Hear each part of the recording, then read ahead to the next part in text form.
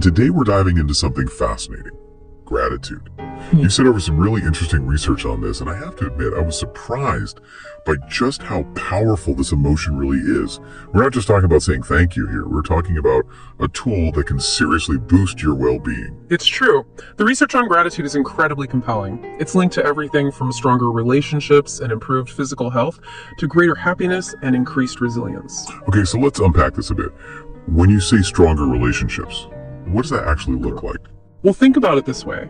When someone expresses genuine gratitude towards you, it makes you feel seen and appreciated, right? And those feelings of appreciation are the foundation of strong, lasting bonds. So it's not just about being polite, it's about fostering a deeper connection. Exactly. And this goes beyond just personal relationships. Gratitude can even impact your physical health. People who practice gratitude regularly tend to report fewer aches and pains, they're more likely to engage in healthy behaviors like exercise, and they even have a more positive outlook on their overall health. That's wild. I never would have guessed that being thankful could have such a tangible impact on your physical well-being. Is this all about feeling good, or is there something deeper going on here? It's definitely more than just a fleeting feeling. Gratitude has a profound impact on our brains and bodies. It shifts our focus away from negativity and toward the positive, and that shift triggers the release of feel-good chemicals like dopamine and serotonin. Those lovely neurotransmitters. So it's like a natural mood booster. Exactly. And it's not just a temporary high. Over time, gratitude can actually rewire your brain, making you more naturally prone to experiencing those positive emotions. So the more grateful you are, the more your brain becomes wired for gratitude, and the cycle continues. Precisely. It creates a positive feedback loop. And on top of that, gratitude helps reduce those pesky stress hormones like cortisol. This means you're not only feeling better in the moment, but you're also protecting your body from the long-term effects of chronic stress. So we're talking mood boost, better health, stronger relationships. And it sounds like it even helps you manage stress more effectively. This is starting to sound less like a fluffy feel-good concept and more like a serious mental health tool. It really is. And there's even more. Studies have shown that gratitude can actually enhance empathy and reduce aggression. Wait, what? How does being thankful make you nicer? I'm really intrigued. Well, when you're focused on the good things in your life and appreciating the kindness of others, it's harder to get caught up in negativity and resentment. Gratitude helps you connect with others on a deeper level and fosters a sense of understanding and compassion. So instead of getting all riled up when someone cuts you off in traffic, gratitude might help you take a deep breath and think, maybe they're having a bad day. Exactly. It's about giving people the benefit of the doubt and recognizing that everyone is going through their own struggles. Okay, so far we've got a mood booster, a health enhancer, a relationship builder, and a niceness amplifier. What else should we add to this gratitude superpower list? Well, it also seems to improve your sleep. People who regularly practice gratitude tend to sleep longer and more soundly. Interesting. I wonder if it's because gratitude helps calm your mind before bed and reduces those racing thoughts that keep you up at night. That's a great insight. It certainly makes sense. And here's another benefit. Gratitude has been linked to increased self-esteem. Yeah, I could see how that would work. When you focus on the positive aspects of your life and appreciate what you have, it naturally boosts your sense of self-worth. Exactly. And it's not just about appreciating your own accomplishments. Gratitude also helps you acknowledge and value the accomplishments of others, which can lead to greater feelings of self-acceptance and confidence. It's about recognizing the good in yourself and in others. It's a powerful combination. But if gratitude is so great, why do we struggle to stay positive? Why is it so easy to get bogged down in negativity? That's a great question, and it has to do with something called the negativity bias. Our brains are actually wired to focus on the negative. It's an evolutionary advantage that helped our ancestors survive by quickly identifying and avoiding danger. So back in the day when dodging saber-toothed tigers was a daily concern, a negativity bias was pretty handy. But how does that play out in the modern world?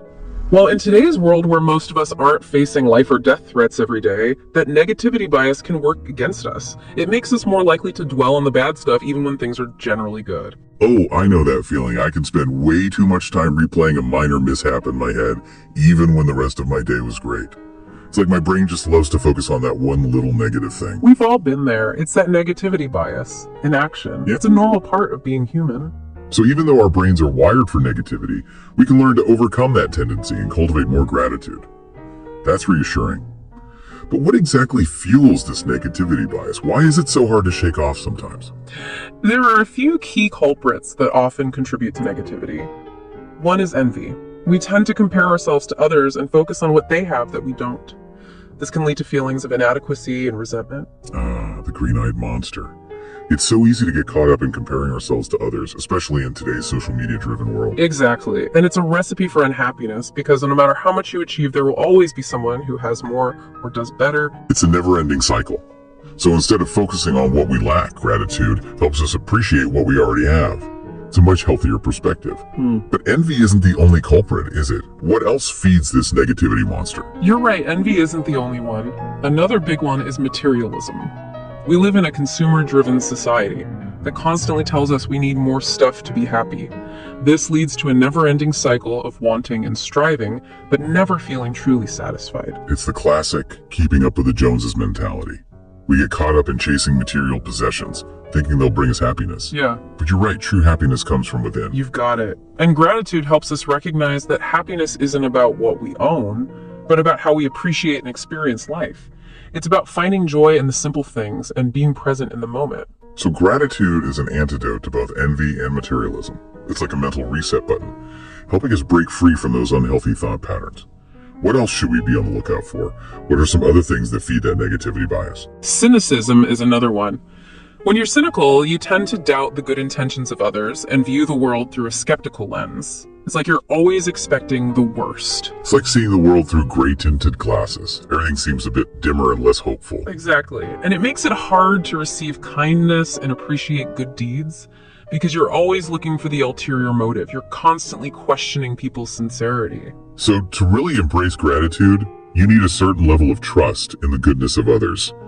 It's about believing that people can genuinely be kind and helpful without expecting something in return. You're right. Gratitude involves opening yourself up to the possibility of genuine connection and appreciation. It requires vulnerability and a willingness to see the best in people. Okay, we've covered envy, materialism, and cynicism. Yeah. Any other negativity culprits we should know about? One more, and it's a big one, narcissism. When you're narcissistic, you have an inflated sense of self-importance and a constant need for admiration. It becomes all about me, me, me. Classic main character syndrome. Exactly, and that mindset makes it very difficult to feel grateful, because narcissists tend to feel entitled to good things and have a hard time recognizing the contributions of others. They struggle to acknowledge that they need other people. So gratitude requires a certain level of humility. It's about recognizing that we're not the center of the universe and appreciating the role that others play in our lives. It's about understanding that we're all interconnected. Precisely. It's about recognizing the give and take of life and appreciating the ways in which we support each other. Okay, so we've got our negativity culprits identified: envy, materialism, cynicism, and narcissism. Now for the million-dollar question. How do we combat these forces and build that gratitude muscle? What can we actually do to cultivate more gratitude in our daily lives? That's the key question, and the answer, like with so many things, is practice. Just like any muscle, the more you use it, the stronger it gets. And just like physical exercise, there are specific practices that are more effective than others when it comes to building gratitude. So we're not just talking about randomly feeling thankful here and there. We're talking about a structured approach, a deliberate effort to cultivate gratitude. Exactly. And here's a surprising insight from the research. Receiving gratitude is actually more powerful than expressing it when it comes to activating those gratitude circuits in your brain. Wait, really? So just writing a gratitude list isn't enough? I've always heard that that's a good practice. It can be helpful, but it's not the most effective way to tap into the full power of gratitude. To really light up those neural pathways, we need to experience the feeling of being genuinely thanked and appreciated by others. That's fascinating. So it's not just about acknowledging what we're thankful for, but about understanding and experiencing the impact of gratitude on others. Yeah. It adds a whole new dimension to the practice. Precisely. It's about tapping into that theory of mind, the ability to understand and relate to the experiences of others. When we can truly grasp how our actions impact those around us, and when we feel the warmth of their appreciation, it creates a powerful shift in our brains. So gratitude is about connection and empathy. It's not just a solo endeavor. Exactly. And here's another key point. Stories and narratives are particularly effective in activating those gratitude circuits. Our brains are wired for connection and meaning, and stories provide a powerful way to tap into both. So instead of just listing things we're thankful for, we should try to weave those things into a story. I like that. It makes it more personal, more relatable. And it doesn't even have to be our own story. Research has shown that even listening to stories of others receiving help can spark feelings of gratitude in us. That's incredible. So gratitude is contagious. We can catch it from others just by hearing their stories of appreciation and kindness. I love that idea. Exactly. It highlights the interconnectedness of human experience and the power of shared narratives. We're all in this together, and these stories of gratitude remind us of that. Okay, so we know stories are powerful, but how do we put this into action? What's the most effective way to build a lasting gratitude practice? What are the steps? It all starts with finding a story that resonates with you. This could be a personal story about a time you received genuine thanks, or it could be a story about someone else that you find inspiring. The key is to choose a story that really moves you, that makes you feel that warm, fuzzy feeling of gratitude. So find a story that sparks that feeling, that genuine sense of appreciation. Gotta. What's next? Once you have your story, write down a shorthand version of it. This could be a few bullet points that capture the essence of the story. The key is to have a trigger that can easily bring those grateful feelings to mind whenever you need them. So it's like a gratitude cheat sheet. A quick reminder of that powerful story. Exactly. And then the most important part, engage with the story. Read it. Think about it. Visualize it. The key is to fully immerse yourself in the experience of receiving or witnessing gratitude. So it's not about passively reading the story. It's about actively feeling those emotions of gratitude, really bringing that story to life in your mind. You got it. And here's the good news. Even a 60-second practice can have a significant impact. Don't underestimate the power of small, consistent actions when it comes to building gratitude. So no excuses. We can all find 1 minute in our day to cultivate gratitude. Absolutely. Even a small amount of effort can lead to big changes over time. So we've got the mood boost, the health benefits, the stronger relationships. Yeah. But there's more. Right. You mentioned that gratitude can actually change our brains. Absolutely. Repeated gratitude practice actually rewires your brain, leading to lasting reductions in anxiety and fear and a greater capacity for motivation and well-being. So it's not just about feeling good in the moment. It's about creating long-term positive changes in our brains and how we experience the world. Exactly. And it doesn't stop there. Gratitude has also been shown to lower those harmful inflammatory markers in the body that are linked to chronic diseases. Wow, so gratitude is not just good for our minds, it's good for our bodies too. It's like a total body wellness upgrade. It truly is. Gratitude impacts our thoughts, emotions, behaviors, and even our physical health. It's a holistic approach to well-being. Okay, so we've established that gratitude is awesome, but how do we make it stick? How do we cultivate a gratitude practice that becomes a natural part of our lives? That's the key. Consistency is crucial. Just like any habit, it takes time and effort to establish a regular gratitude practice. But there are some strategies that can help make it easier. Okay, let's hear those strategies. Give us the actionable insights. One of the most effective strategies is to make gratitude a daily ritual. Choose a specific time each day, whether it's first thing in the morning, during your lunch break, or before bed, and dedicate a few minutes to reflecting on what you're grateful for. So it's about creating a habit, just like brushing your teeth or taking a shower. Make gratitude a non-negotiable part of your routine. Exactly. And don't worry about coming up with elaborate expressions of gratitude. Start small. Focus on one or two things that you genuinely appreciate. It could be as simple as a warm cup of coffee, a sunny day, or a kind word from a friend. So no pressure, just a few moments of mindful appreciation. Another helpful strategy is to use visual reminders. This could be a gratitude jar where you write down things you're grateful for, or a gratitude board where you display photos or quotes that inspire feelings of thankfulness. So it's about surrounding yourself with reminders of gratitude, making it a part of your environment. Exactly. And those visual cues can be powerful triggers for shifting your mindset. Okay, so daily rituals and visual reminders. What other strategies can help make gratitude stick? Another great strategy is to find a gratitude buddy, someone you can share your gratitude practice with and hold each other accountable. It's like having a workout buddy, someone to motivate you and keep you on track. Exactly, and it adds a social element to the practice. Sharing your gratitude with others can amplify those positive feelings. And don't forget about the power of technology. There are tons of gratitude apps and websites that can help you cultivate a daily practice. That's right.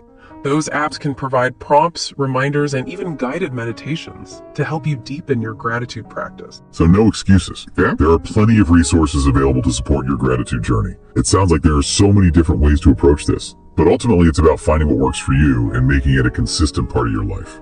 You got it. And remember, gratitude is a journey, not a destination. It's not about achieving some perfect state of perpetual bliss. It's about making a conscious effort to appreciate the good, even when things are tough. It's about embracing the ups and downs of life and finding those silver linings, even in the midst of challenges. It's about choosing to focus on the good, even when it feels hard. Exactly. Gratitude is a powerful tool for navigating life's complexities. It's a source of strength, resilience, and hope, and the more you practice it, the more natural it becomes. So to wrap up this incredible deep dive into gratitude, what are some key takeaways for our listeners? Gratitude is a superpower. It has the ability to transform our lives in countless ways, mentally, emotionally, physically, even socially. And the best part, it's a skill that anyone can cultivate. Absolutely. No matter who you are or where you're at in life, gratitude is accessible to you. You don't need any special equipment or training. It's all about making that conscious choice to focus on the good. And remember, consistency is key. Make gratitude a daily habit, even if it's just for a few minutes, and watch those positive changes start to unfold. Find a practice that works for you and stick with it. Whether it's journaling, writing a gratitude letter, taking a walk in nature, or simply expressing your thanks to someone you care about. There are endless ways to incorporate gratitude into your life. The benefits are well worth the effort. And don't be afraid to experiment. There are so many different ways to cultivate gratitude, so find what resonates with you and make it your own. This has been such an eye-opening conversation. Thank you so much for sharing your insights with us today. It was my pleasure. I hope our listeners feel empowered to embrace gratitude and experience its transformative power in their own lives. And everyone listening, thank you for joining us on this deep dive into gratitude. Until next time, stay curious, stay grateful, and keep those gratitude muscles working.